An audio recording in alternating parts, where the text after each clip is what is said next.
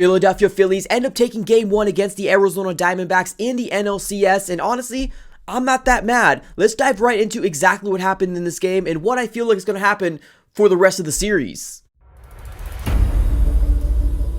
What's going on, everybody? Welcome back into another video. Definitely do me a huge favor, smack the like button on this video and subscribe for more Arizona Diamondbacks content. We are on the road to, I believe it's 1,000 at this very moment, so definitely go ahead and subscribe it up. It's absolutely for free. All right, everybody, let's dive right into it. Let's talk about game one of the NLCS, the Diamondbacks versus the Philadelphia Phillies. Now, this game kind of unraveled really quickly for our ace pitcher, Zack Gallen, that took the mound today. He gave up 2 home runs in the bottom of the first, one to Kyle Schwarber, and then the other one to one of the hottest hitters in this postseason so far, right? And that's obviously Bryce Harper.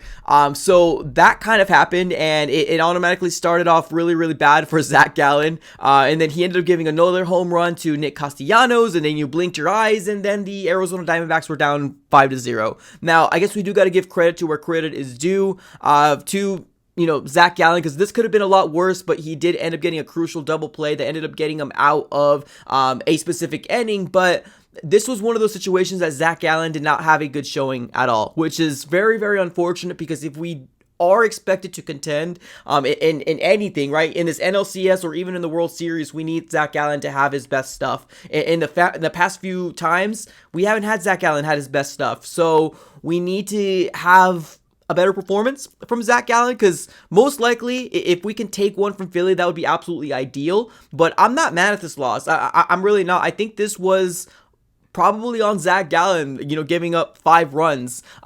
He didn't have a good game at all. He only had 4 strikeouts. He was only able to pitch in 5 innings.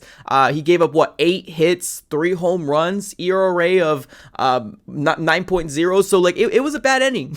it was a bad showing. Bad showing here for Zack Gallen. Now, obviously on the opposition there, Zack Wheeler, man, this guy was wheeling and dealing. He gave the Philadelphia Phillies 6 innings, and then he struck out 8 people. Now, obviously he does have the 2-run bomb that we ended up getting on him, which was obviously a very huge momentum swing here over to the Arizona Diamondbacks. But overall, Zack Wheeler had an amazing performance, man. Anything that we tried to do, he just didn't allow it. He didn't allow it.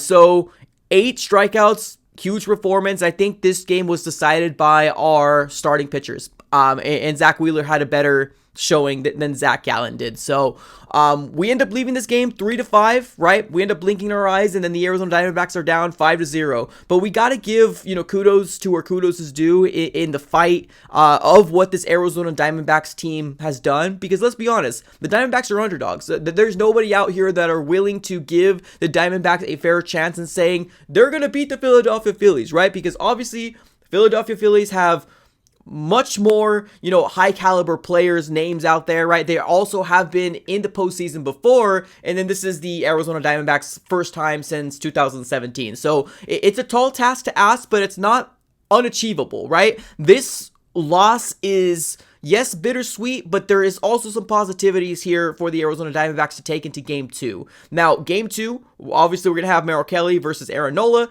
That's a very good pitcher over there, but so is Merrill Kelly, right? I think Merrill Kelly's been looking better than Zack Gallen, so I'm hoping for the Arizona Diamondbacks to at least take one in Philly. And I know it's a tall task to ask for, but we got to at least take one.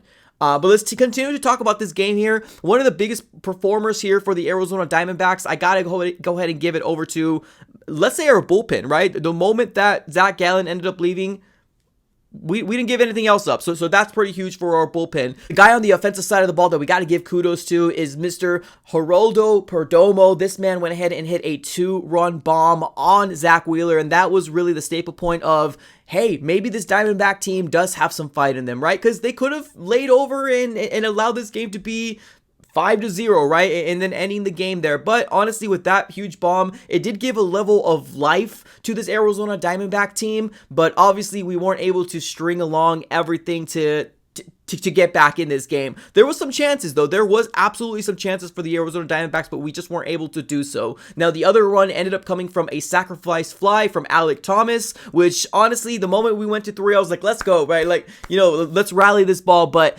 we're seeing some very underwhelming performances from Tommy Pham as well as Lourdes Gurriel. So in order for us to get to the level where we need to get to, these guys need to perform, right? They absolutely need to perform. Now, obviously, our rookie, Corbin Carroll, only had one single in this game, and after that, it was kind of quiet city for him. We need to have more performance offensively, right? We need to start hitting more. We just need to start stringing along these and start playing small ball again, because I do believe that we got so involved in the whole long ball that we love the idea of, getting one, right? But it's also very important to start playing that small ball as well. And I think Geraldo Perdomo is probably one of the best guys to come out here and take that bomb. It should have told everybody else out there, then let's go. We can be in this game. We absolutely could. And it actually came down to the last inning in the top of the ninth where we had people on base, but of course, Lourdes Gurriel came out and he ran into a double play and pretty much stopped any rally that the Arizona Diamondbacks might have had. But I am choosing to be very positive about this game because we were close, right? We were in contention to possibly rally, have another inning under our belt to possibly tie this game, or maybe even getting another run, right? So I'm choosing to believe that this Arizona Diamondback team actually has the fight, and we're going to start winning some baseball games moving forward. Now, it's all going to start from our starting pitcher, right? Zack Gallen didn't have a good game this game, right? Merrill Kelly, please, we need you, man. We need you, because if our offense can give us the production that we had, and Merrill Kelly can have a dominant game and our bullpen can take care of business, man, I think that this Arizona Diamondback team is better than most people are giving them credit for. But yes, we lost. We'll take that in the chin, right? We'll see exactly what happens here for game 2. But I do think that there's some positives to take from this game, and that is that we fought to the very end. We didn't win. It sucks. I know, hard pill to swallow, but we got to take one from Philly. We got to take one from Philly. Maybe tomorrow, hopefully, fingers crossed. But ladies and gentlemen, what are your thoughts? What are your thoughts on this game here? Is there any players that you need to have a better production from moving forward? Let me know here in the comments below. I appreciate you guys for tuning in as always. Have a great rest of your day, and go Diamondbacks.